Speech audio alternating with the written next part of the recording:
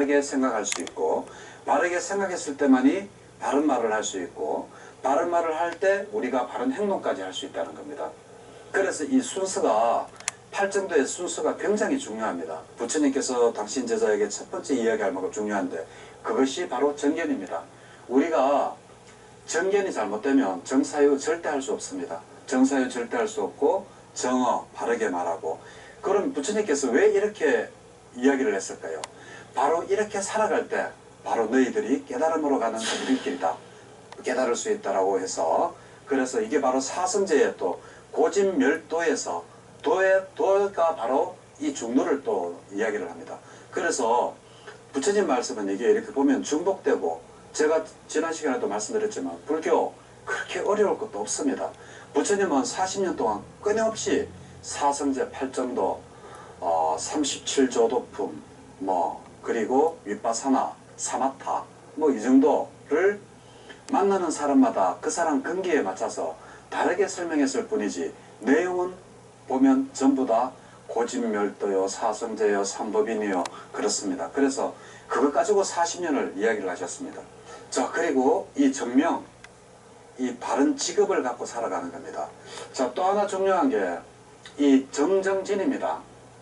바로 정견부터 해가지고 정사유, 그리고 생각을 바르게 하고, 바른 말을 하고, 바른 행동을 하고, 그리고 바른 직업을 갖고 살아가는 것을 꾸준하게 하라.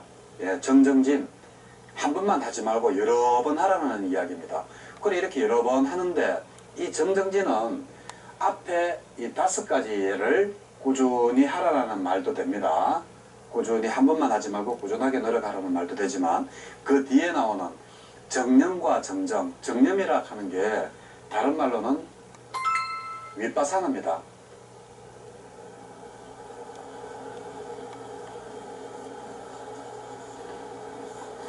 윗바사나인데, 이 윗바사나고 정정은 뭔가 아마 사마타를 이야기합니다.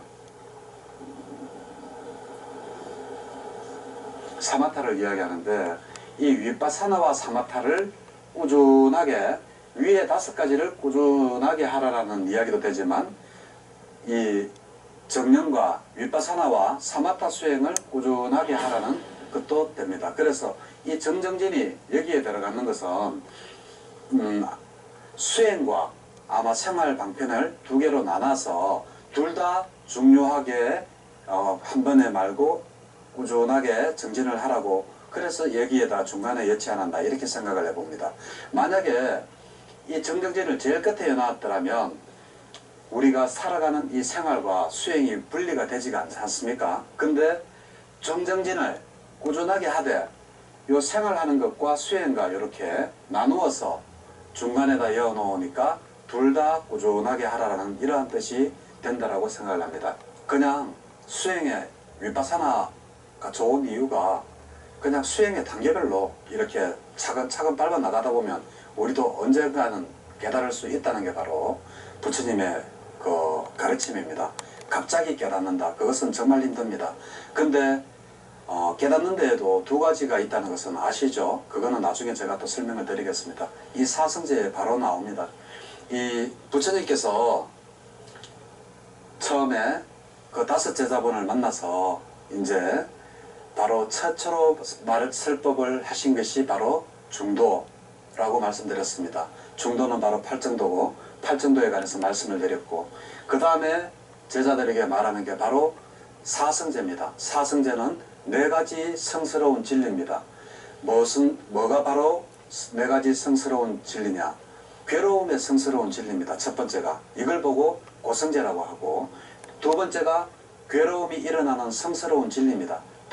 즉 다시 말해서 원인이 뭐냐, 이겁니다. 원인이. 그리고 괴로움이 소멸한 성스러운 진리. 자, 그러면 이 괴로움이 소멸됐을 때는 어떠한 상태냐?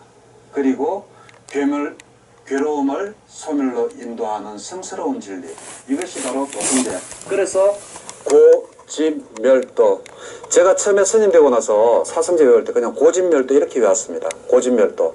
그러고 나서 이제 그냥 이렇게 했지, 집이 이게 원인이 되는 괴로움이 일어나는 성스러운 진리라든지 이렇게 쉽게 풀어서 설명을 했더라면 좀 더 쉬웠을 텐데, 자, 그러면 괴로움의 성스러운 진리는 도대체 뭔가를 한번 보겠습니다. 태어남도 고통이요.